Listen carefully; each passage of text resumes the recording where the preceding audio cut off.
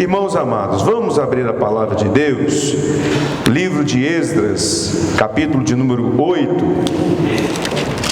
Esdras, ou Esdras, né? Aí vai de acordo com o português aí. Esdras ou Esdras.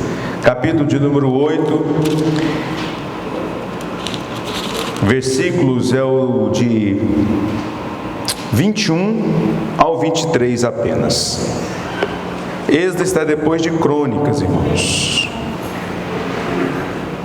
Esdras, capítulo de número 8, versículos de 21 a 23. Já está ali projetado? Vamos ler juntos, apenas 3 versos. Vamos, o 3, 1, 2, 3. Então apregoei ali um jejum junto ao rio Ahava, para nos humilharmos diante da face de nosso Deus, para lhe pedirmos caminho seguro para nós, para nossos filhos e para todos os nossos bens.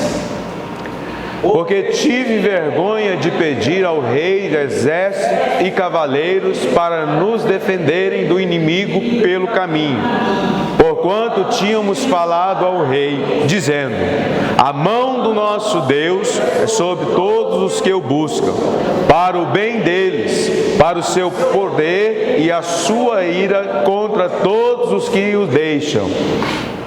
Nós, pois, jejuamos e pedimos isto ao nosso Deus, e moveu-se pelas nossas orações. Amém? Feche seus olhos, inclina sua cabeça, vamos orar uma vez mais.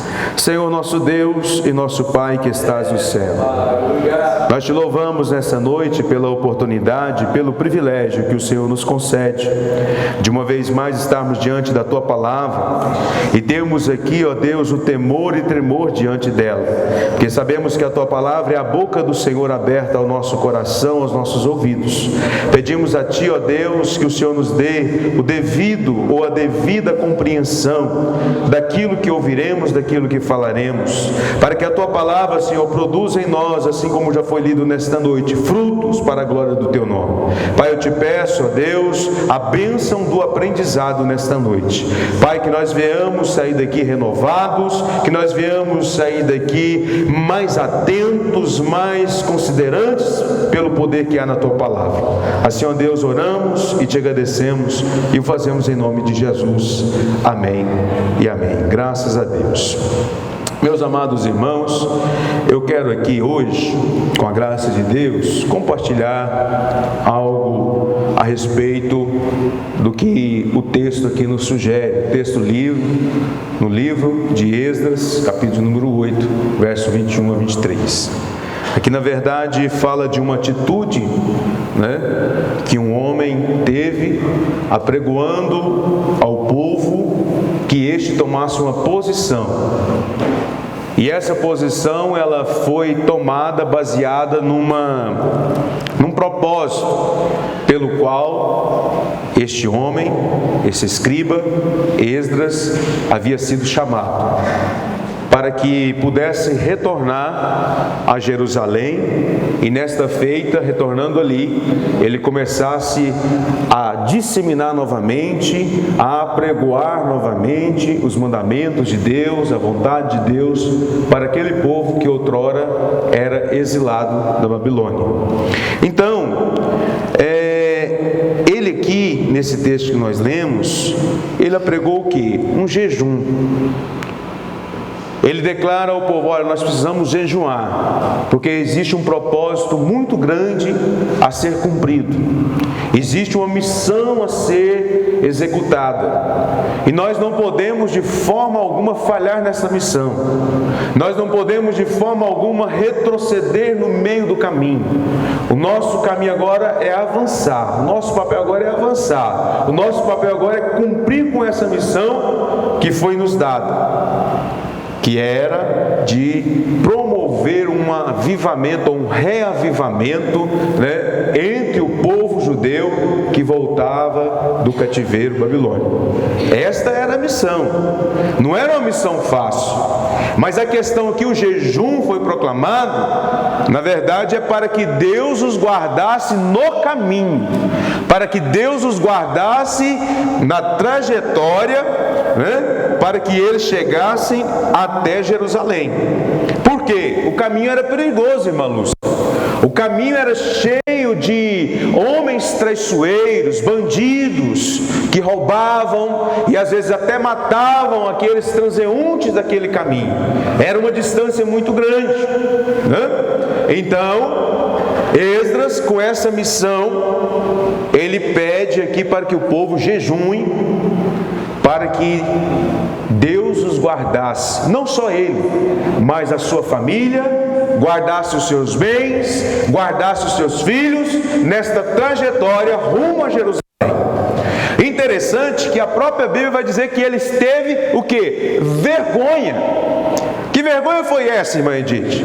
A vergonha de pedir ajuda para o homem, quando ele havia falado que o nosso Deus nos guardará, a sua mão estará estendida sobre a nossa vida. Então ele ficou intimidado, falou: eu não posso fazer um negócio desse. Eu falei para o rei que Deus ia nos guardar em todo o trajeto, que Deus ia nos abençoar, que a mão do Senhor estaria estendida sobre nós. Eu não posso chegar no rei e falar: rei, Deus vai estar nos guardando, mas manda um exército conosco, manda os seus melhores soldados para nos guardar, manda aí uma legião de soldados para nos defender no meio do caminho. Eu não posso fazer um trem desse, porque senão eu estou desmerecendo o poder do meu Deus, porque senão eu estou sendo hipócrita quanto àquilo que eu prego, quanto àquilo que eu tenho ouvido e falado, que meu Deus é todo poderoso, que meu Deus é fiel e verdadeiro, que meu Deus está comigo na batalha, que meu Deus está comigo no porvir, no dia a dia. Já viu o crente assim?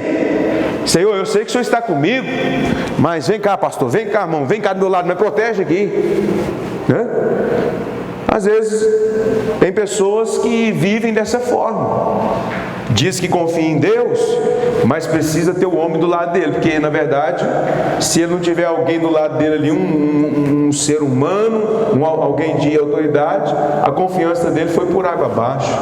Meu irmão, Deus está nos assistindo do alto céu, Deus está sentado no alto e sublime trono, Deus não perde batalha, e Deus é comigo e Deus é com você, né? Mas Esdras, ele fala: vamos jejuar, vamos promover o jejum, vamos consagrar a nossa vida a Deus, vamos pedir a Ele a tua proteção.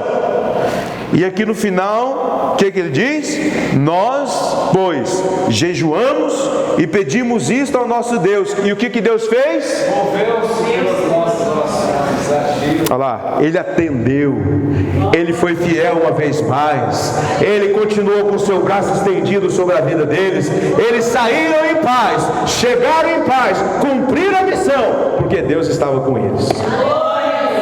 Maravilhoso.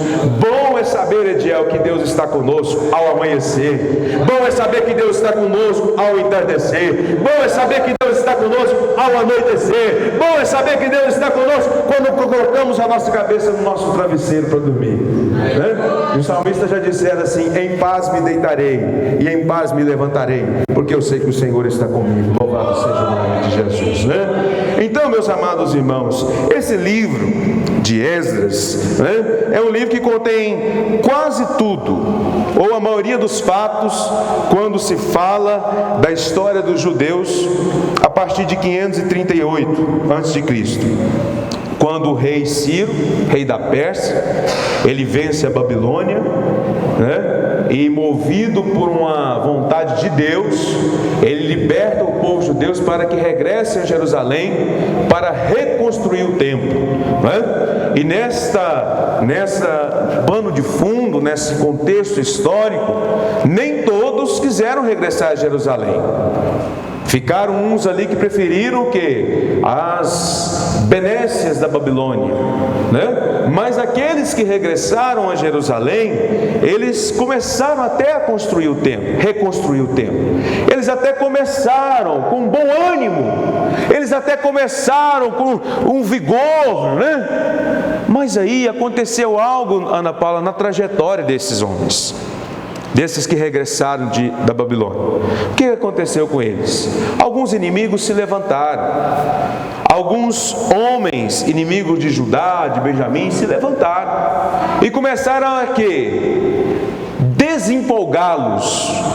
Ou começaram a quê? Falar coisas que desanimaram o povo naquele projeto de reconstrução, naquele projeto que Deus estava naquele projeto, né? Então eles até começaram bem, mas no meio da caminhada o que aconteceu? Começaram a desanimar. E aí, meus irmãos, é um grave erro e é algo notório em muitos irmãos, em muitos crentes, em muitos discípulos de Jesus, histórias como essa. Por quê? Começam a todo vapor, né? Não, este ano vai ser o ano da minha, né, do meu avivamento. Vai ser o ano da minha reestruturação espiritual. Vai ser o ano que eu vou ler a Bíblia de capa a capa. Vai ser o ano que eu vou orar mais. Vai ser o ano que eu vou jejuar mais. Vai ser o ano que eu vou na igreja todos os dias de culto. Vai ser o ano diferente na minha vida. Começa e o pastor chega, fala em língua estranha. Ô irmão, oxalá se todos estivessem com esse vigor todo, né? Então eles que regressaram da Babilônia, esses que tiveram desejo de voltar, eles começaram dessa forma, Rafaela. Começaram animados, né? A reconstrução do templo. Mas aí veio alguns conversando daqui, outros conversando dali, desanimavam um ali, desanimavam outro ali. E o que aconteceu? Eles pararam a obra. Oh, irmãos, dar ouvidos a quem não tem Deus na vida é a pior coisa que se faz. Esses dias eu estava ouvindo uma ministração e o pastor falava assim: irmãos, eu estou desconhecendo algumas atitudes de irmãos da igreja. Tem irmão na igreja que dá mais atenção para o mundano a respeito de casamento do que para um pastor. O mundano não tem compromisso com casamento nenhum, não tem compromisso com a família, e o crente está dando mais atenção para os conselhos dele do que para o conselho do pastor. O mundano não conhece a palavra de Deus, mas o crente está indo pedir conselho para o mundano, está indo pedir conselho para um homem que não tem temor a Deus, por uma mulher que não tem temor a Deus, né? Por isso que está virando essa bagunça. São esses que se levantaram aqui para tentar desanimar o povo, para eles pararem a obra. Então, meu irmão, em nome de Jesus, que a sua boca seja ungida e que o seu ouvido seja mais ainda, viu?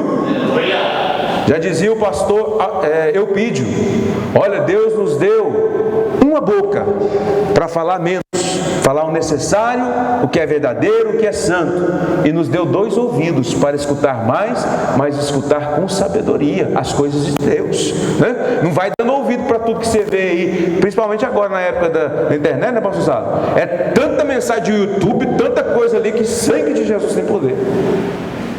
E você ouve cada peça que eu falei: meu Deus, não tem cabimento para nisso não, né?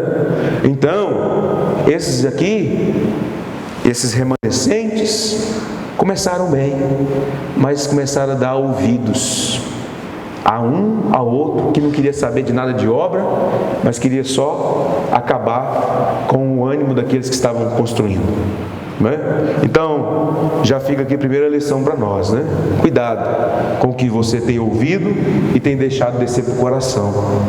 Cuidado com aquilo que você tem, né, deixado aqui entrar e descer para o seu coração. Nós estamos seguindo a Deus, nós estamos trilhando o caminho da salvação, e nada em nome de Jesus vai impedir esse propósito propósito na minha vida e na sua vida. Nada em nome de Jesus vai te fazer parar. Não, se você, aleluia, se você chegou até aqui, Deus vai te ajudar a prosseguir até lá, no rumo às nações celestiais, em nome de Jesus, né? Mas irmão, cuidado com o que você deixar entrar no seu coração. Cuidado, né? Então, irmãos, passado um tempo, né? Passou 16 anos depois que esses irmãos deram essa parada, essa estagnada. Deus levanta dois homens, dois profetas. Deus levanta Ageu e Deus levanta Zacarias para trazer um reavivamento no meio daquele povo. E isso aconteceu. E as obras do templo foram concluídas, né? Deus, com a palavra profética no meio daquele povo, levanta esses homens e eles fazem: não, a coisa não é assim, não é tempo de parar não, é tempo de prosseguir, é tempo de retomar, é tempo de apertar a correr, porque Jesus está voltando. Se eu converso com um, converso com o outro, muitos falam assim: pastor, Deus está precisando trazer um avivamento à igreja, mas o avivamento começa em mim, começa em você. Só acontece avivamento onde tem vida. Louvado seja o nome de Jesus, Então o avivamento começa em mim, começa em você. Louvado seja o nome do Senhor. Pedindo a Deus: Deus, restaure em mim um coração alegre, um coração quebrantado. Restaure em mim um coração que tem desejo pela Tua palavra. Restaure em mim um coração que tenha temor diante do Senhor, Louvado seja Deus. Então, esses homens, eles promoveram esse reavivamento. E o que aconteceu? A obra foi concluída. O templo foi novamente erguido, porque Deus levantou esses dois homens e trouxe uma palavra de reavivamento, É lógico que essa obra aqui é uma obra feita de tijolo, mas nós sabemos que o reino de Deus vai para além de tudo isso, De repente Deus está levantando nesse tempo homens e mulheres, profetas e profetisas, para trazer um reavivamento no reino de Deus, na igreja de Deus, Para que sejam reconstruídos pilares da fé, pilares da sã doutrina, que porventura tenham sido destruídos no passar dos anos. Louvado seja Deus. Então, irmãos, aí onde surge Esdras neste contexto histórico? Esdras surge, após 457 a.C., ou seja, quase 90 anos depois que o povo voltou do exílio babilônico. Aí aparece Esdras da história. Aparece Esdras, onde o rei, da Síria, da Pérsia, manda que ele vá até Jerusalém e implante ali, podemos dizer assim, a doutrina, que ele começa ali trazer de volta a palavra de Deus ao coração do povo, trazer de volta a verdadeira palavra, a palavra que edifica, a palavra que sara, a palavra que cura, a palavra que fundamenta, a palavra que nos traz esperança, a palavra que liberta, a palavra que sara, a palavra que renova, a palavra que traz consolação ao coração do homem, a verdadeira palavra. Então Esdras, naquele versículo que nós lemos, começa a entrar na história aqui. Depois que o templo foi reconstruído, tudo bem, os pilares estão reconstruídos. Agora falta o quê? Falta a parte espiritual. Falta o povo agora se consertar. Falta agora o povo tomar uma direção. Falta agora o povo entrar no eixo novamente. Existem muitos templos sendo construídos, belos templos, muitas coisas bonitas, mas acima de paredes está o coração do povo. Está o Espírito, a comunhão do povo com Deus. Louvado seja o nome do Senhor. Então Esdras, o que ele fez? Ele reuniu uma nova geração de exilados, para que voltassem com ele. E nessa volta ele fez essa viagem que nós lemos aqui, E assim eles tomaram conhecimento do objetivo dessa viagem, que era o quê? Ir até Jerusalém e pregar os mandamentos, restaurar os altares daquela cidade. E por isso foi o que? Estabelecido aquele jejum que nós lemos lá. Olha, tão grande e nobre era a missão de Esdras. Então, o que eu quero falar aqui, com base nesse texto, se nós queremos ter uma vida abundante, Se nós queremos ter uma vida feliz, uma vida abençoada, nós precisamos praticar o que foi inserido aqui pelo contexto que nós lemos. A primeira coisa é o quê? Se nós quisermos ter uma vida abençoada, nós precisamos nos humilhar na presença de Deus. Tem gente que está buscando mágica, está buscando receita de bolo aí para ter uma vida próxima, uma vida abençoada, mas a receita que nós temos está aqui na palavra. Eles se humilharam em jejum na presença de Deus e Deus guardou, Deus abençoou, Deus deu uma boa jornada para eles, né? E eles se humilharam. Então no versículo 21 que nós temos aqui, ó, então apregoei ali um jejum junto ao rio Ahava para nos humilharmos perante o nosso Deus.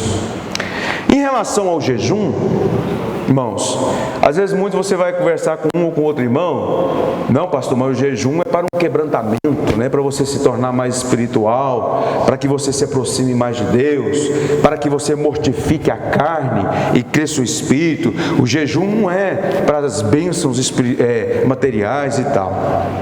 Concordo plenamente em que o jejum é sim, para que nós venhamos mortificar a nossa carne, para que nós venhamos ter mais comunhão com Deus, para que nós venhamos ter aí um entendimento a mais do nosso Senhor, mas o jejum também é para rogar a bênção de Deus, né?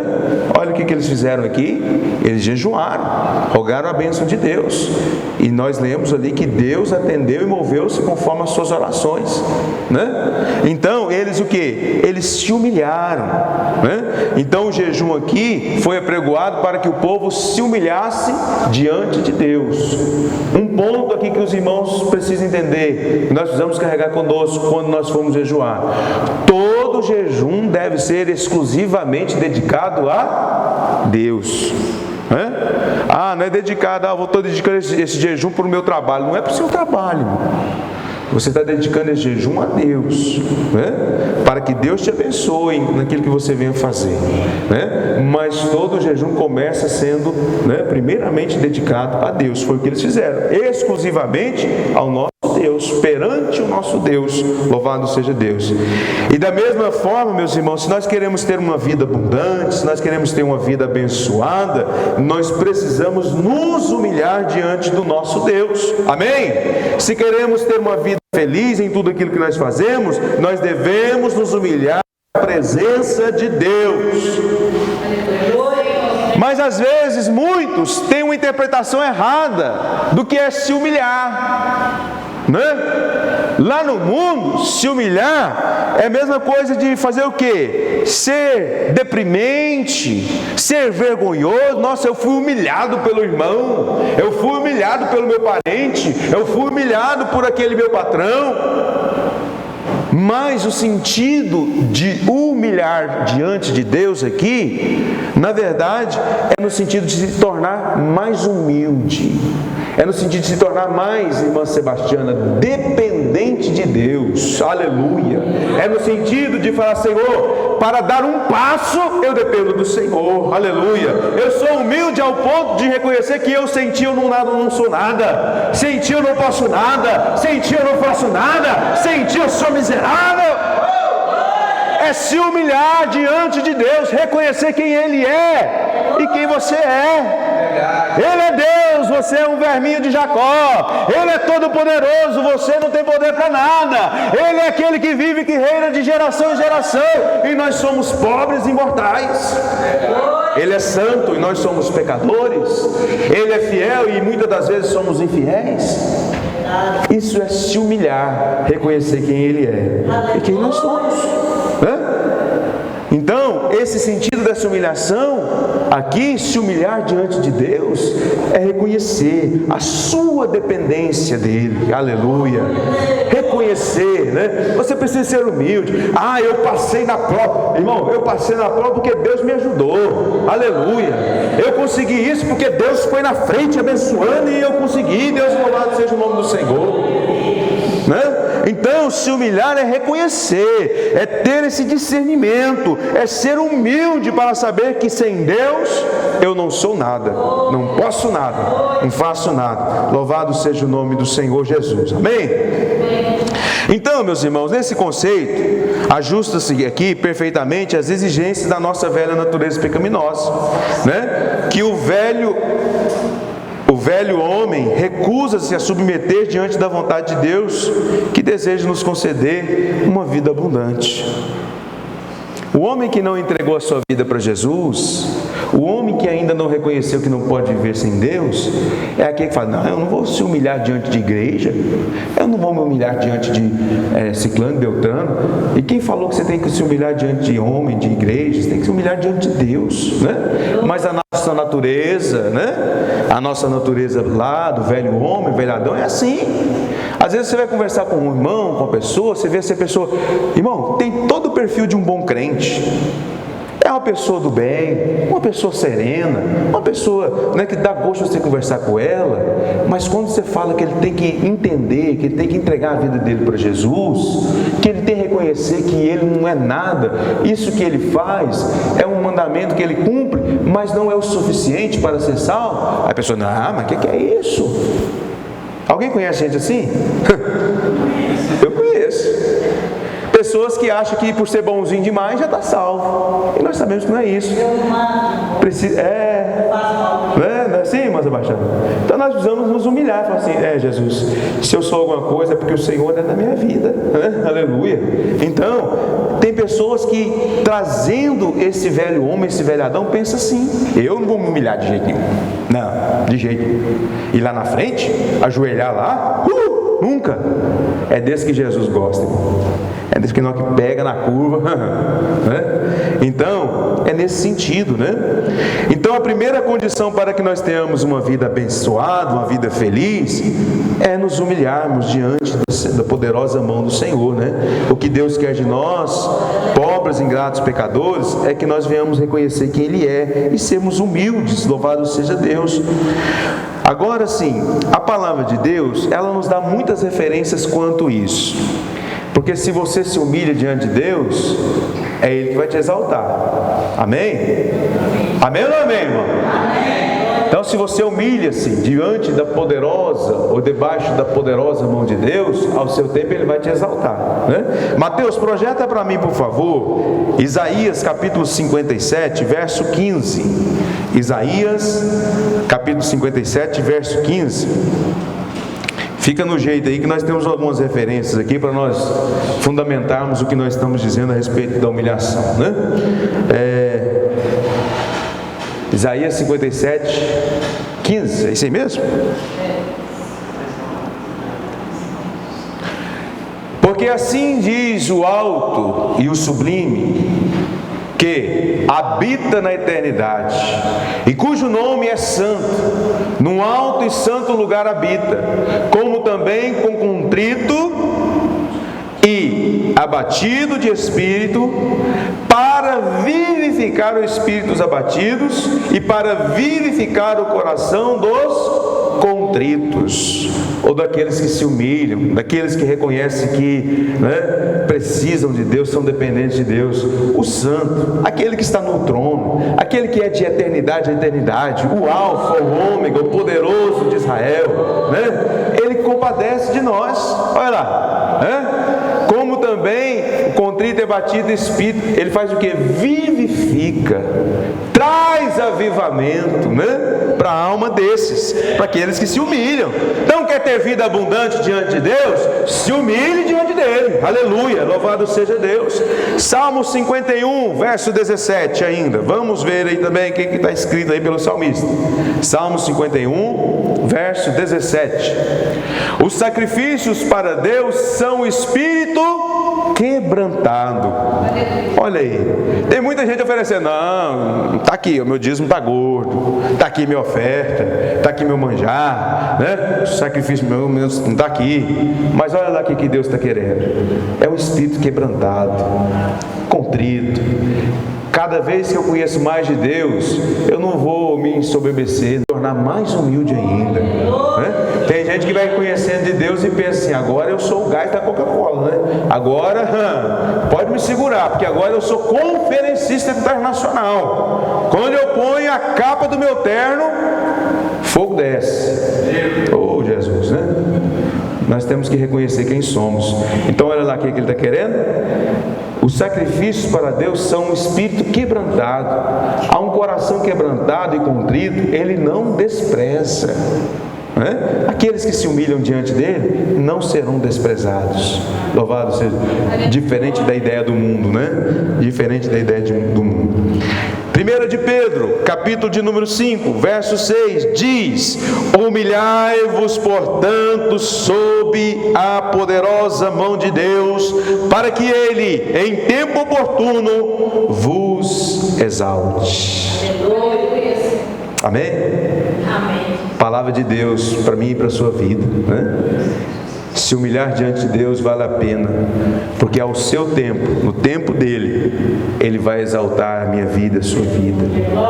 E é nisso que nós devemos confiar, né, irmão? Por quantos e quantos eles são exaltados pelo homem, mas a glória deles passa. Depois nem se lembra mais quem é. Mas aqueles que são exaltados por Deus, eles são lembrados na eternidade.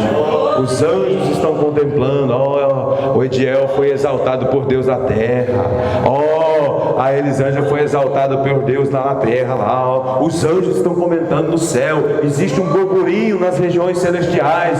Deus está exaltando a igreja do Jardim Progresso. Deus está exaltando aquele povo. Deus está honrando a fé. Deus está honrando a humilhação daquele povo. Existe algo no mundo espiritual acontecendo, mas é ao tempo dele. Ao seu tempo Ele há de exaltar. E ainda Mateus capítulo de número 5, verso 3, né? No Sermão do Monte, Jesus vai dizer o que? Bem-aventurados são os humildes de espírito, porque deles é o reino dos céus. Aleluia, né? Então são muitas referências, irmãos, mas eu deixo-vos essas aqui, né? Humilhe-se diante da poderosa mão de Deus, porque ao seu tempo Ele vai exaltar-te. Louvado seja Deus. Então, quer ter vida abundante, quer ter vida feliz, quer ter uma caminhada plena, né? Se humilhe diante de Deus.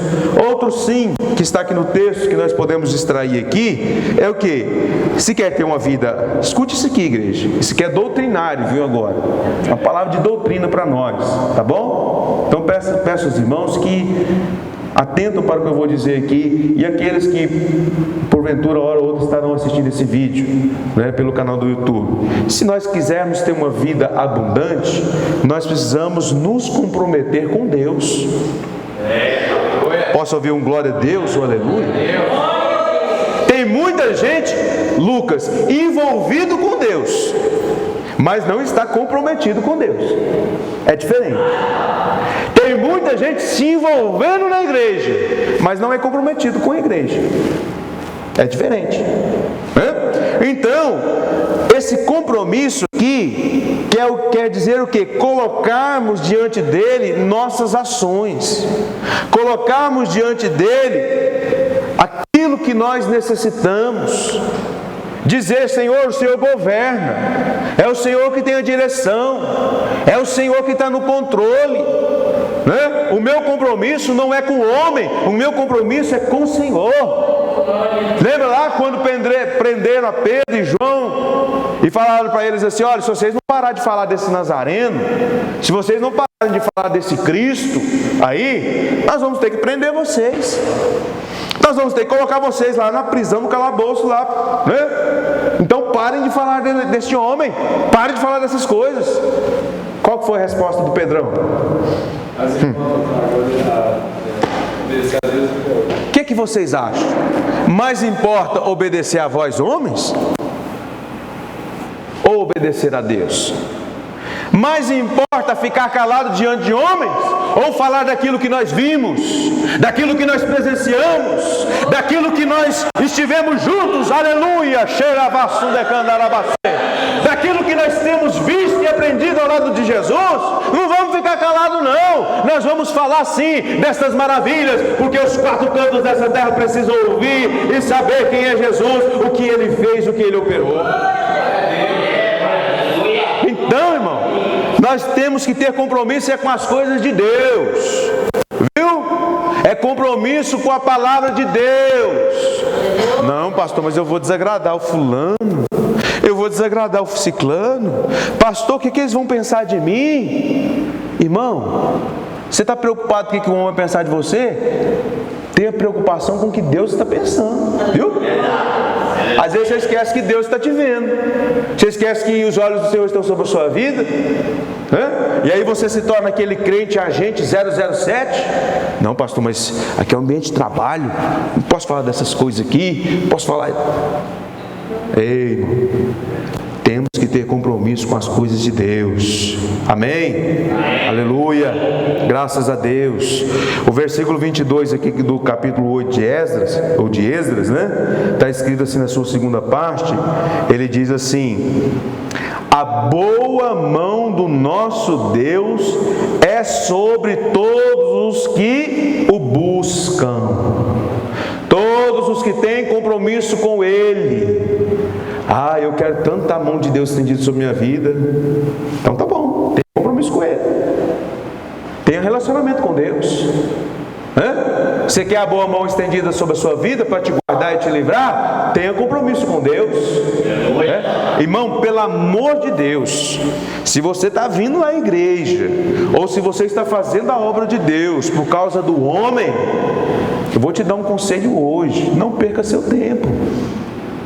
Não perca seu tempo, pelo amor de Deus. Fique em casa, vai fazer aquilo que sacia seu corpo. Se você estiver fazendo isso pelo homem, eu te dou esse conselho. Mas eu quero louvar a Deus pela sua vida, que eu tenho certeza que você está aqui não é por causa de homem, é por causa de Deus. Amém? É por causa do compromisso que você tem com as coisas de Deus, pelo prazer que você tem nas coisas de Deus. Louvado seja. Irmão, eu tenho uma boa notícia para você: Deus conhece o seu coração, Deus está ouvindo o seu coração, Deus sabe o que se passa no seu coração. Ah, eu vou para a igreja porque o fulano está me chamando e eu não estou com vergonha. Não, venha por causa de Deus, né? Quer ter uma vida abundante? Faça isso, tenha compromisso com Deus. Mas esse compromisso, irmãos, ele é uma ideia que está muito além de um simples vir à igreja numa quinta-feira, num domingo, na escola bíblica, à noite, no culto. Ele está além disso aí. E aí eu trago alguns exemplos para os irmãos. Você lembra lá do jovem rico? Aquele jovem, eu até preguei uma mensagem aqui na igreja um dia. Foi a única pessoa que chegou diante de Jesus e saiu pior do que quando chegou. O único. Chegou diante de Jesus, que quando chegava diante de Jesus não saía curado, liberto, ele chegava morto, saía vivo, né? Esse não, ele chegou de certa forma pensando: agora eu vou impressionar esse Nazareno, né? Chegou todo animado. Mas de repente Jesus, conhecendo o coração daquele homem, ele faz algumas perguntas. E aquele homem de polpa, aquele homem de status na sociedade, tinha um bom status quo, né? Tinha uma boa renda, tinha, né, muitos bens. Ele chega diante de Jesus e pergunta: bom mestre, o que é necessário fazer para herdar o reino dos céus? Para herdar o reino de Deus? E Jesus, né, começa devagar: você já está cumprindo os mandamentos? Você está fazendo pelo menos o básico? Sim, mestre. Desde a minha tenra idade, eu vou para a igreja, vou para a escolinha dominical, desde pequenininho, né? Não fraudo ninguém, não roubo, não mato, não tenho inveja dos outros, honro meu pai e minha mãe. Ele, Val, era o tipo de genro que toda mãe queria ter. Se fosse hoje, a pastora falou assim: não, a Maria Fernanda pode casar com um homem desse aí, porque igual esse aí na sociedade não vai ter não. Era aquele cara. Mas Jesus começou a mostrar o que estava no coração dele. Foi: não, tá bom, você é essa pessoa que cumpre todos os seus, você é envolvido, né, com os mandamentos, tá bom. Então faz o seguinte: vai, vende tudo que você tem e reparte com os pobres, aí depois você vem e segue.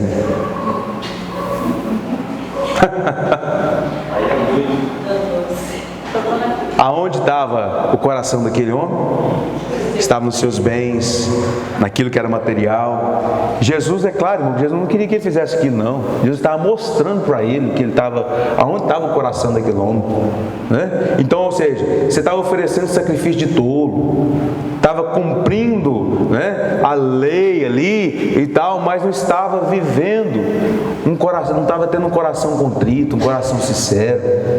Então, este jovem rico, ele simboliza o quê? Aqueles que são, Priscila, envolvidos na igreja, envolvidos com rituais, envolvidos todo meio. Ah, vai ter, bora, tá, aquela coisa. Mas não tem compromisso. Compromisso não. Isso não é para mim não. Vender tudo que eu tenho, seguir, de jeito nenhum. Mas aí tem dois camaradas que expressam claramente o compromisso que Deus requer de nós. Simão e André, eles são a expressão clara daqueles que exerceram um ato de se compromissar com Cristo. Diferente do jovem rico, né? Quando Jesus caminhava ao lado ou junto ao mar da Galileia, viu aqueles pescadores, o que Jesus fez com eles? Convidou-os e diz: olha, deixa de pescar peixe e vamos pescar homens. Aleluia. Deixa de fazer essas coisas que são efêmeras, passageiras, e vamos viver naquilo que eu tenho com propósito para a sua vida.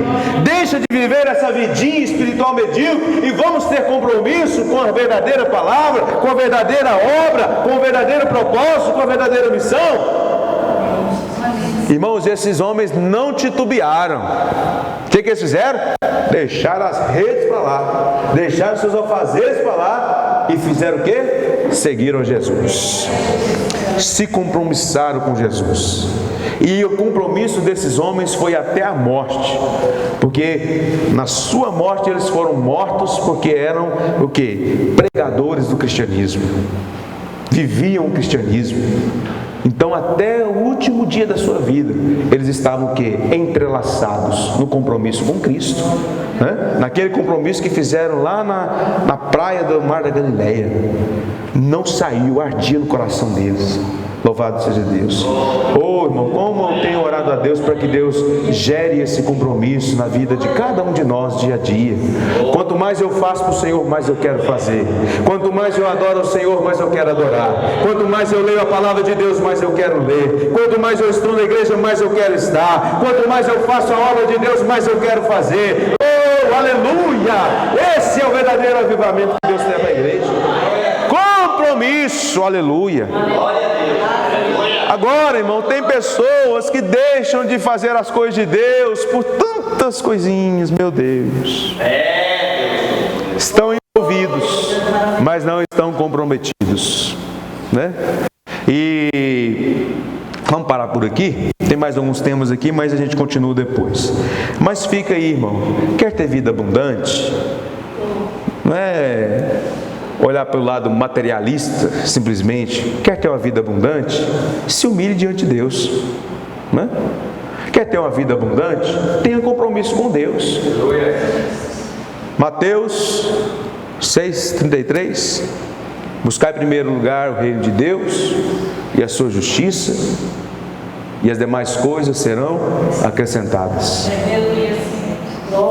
Se eu posso assim dizer, Marcionil 6,33, se humilhem na presença de Deus, tenham um compromisso com Deus, e Deus vai exaltar a sua vida e vai te abençoar, em nome de Jesus, amém? Vamos ficar de pé em nome de Jesus, graças a Deus. Que Deus abençoe a sua vida em nome de Jesus, irmãos, e a sua devida audiência à palavra de Deus. E desejo no meu coração que você saia daqui nessa noite mais compromissado com o Senhor, viu? Com o Senhor, com o Senhor. Não é com o pastor não é com a igreja não. É claro que existe todo um contexto, mas o nosso compromisso é com Deus.